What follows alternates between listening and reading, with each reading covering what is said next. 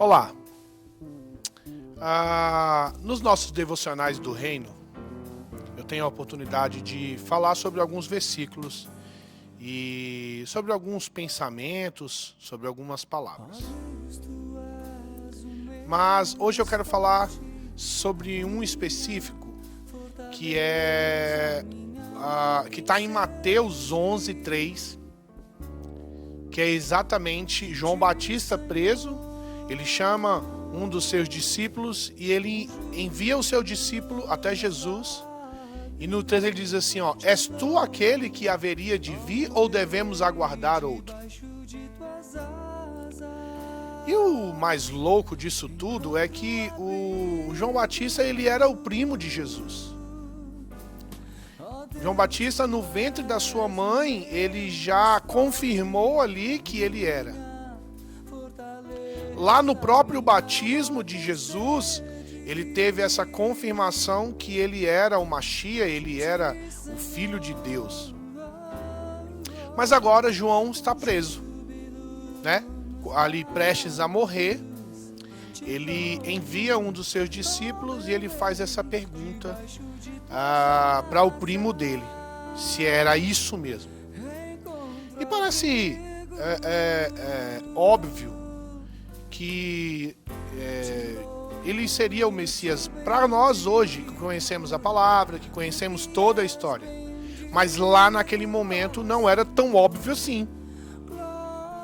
O João Batista, ele teve medo, ele teve dúvidas, mostrando para nós hoje que a dúvida e o medo, ele faz parte de nós seres humanos.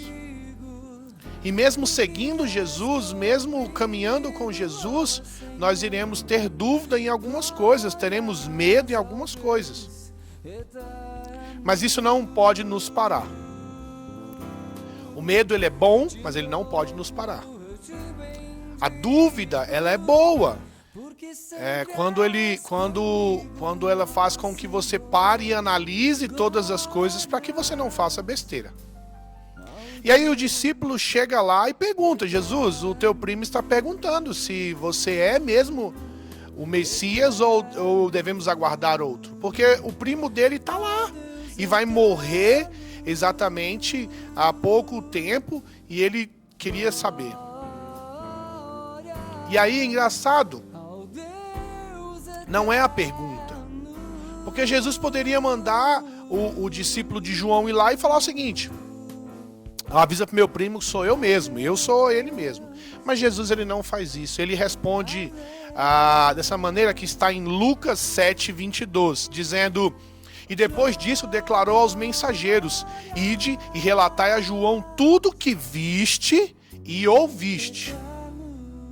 Os cegos veem, os aleijados andam, os leprosos são purificados, os surdos ouvem, os mortos são ressuscitados e o evangelho é pregado aos pobres. Sabe, quando nós vemos Jesus ele respondendo dessa maneira, ele não tenta provar para João que aquele título a qual ele pergunta, Jesus era, mas Jesus ele vai mostrar os frutos. Ele vai mostrar os frutos e ele nos ensina que muitas das vezes nós não devemos tentar provar nada para ninguém, a não ser os nossos frutos. E muitas vezes as pessoas querem colocar a nossa identidade em xeque. Neste caso, não precisamos provar nada a ninguém, e sim mostrar o que está acontecendo na sua vida, o poder de Deus sendo manifesto. Foi isso que Jesus fez, ele provou ali para João, não falando eu sou, mas dizendo, observa tudo o que está acontecendo, olha os frutos, os meus frutos condizem com a árvore,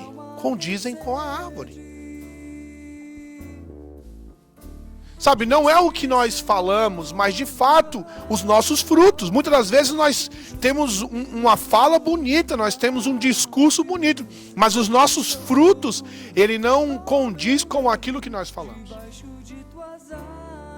Assim como aquele filho que falou, pai, eu vou trabalhar e não foi. E o outro filho que falou, eu não vou e foi. Não é o que fala, mas é a atitude, é os frutos.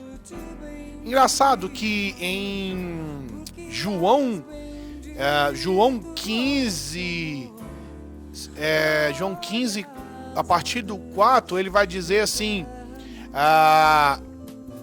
permanecerei em mim, e eu permanecerei em vós, e nenhum ramo pode produzir fruto por si só, ou por si mesmo, se não estiver ligado à videira.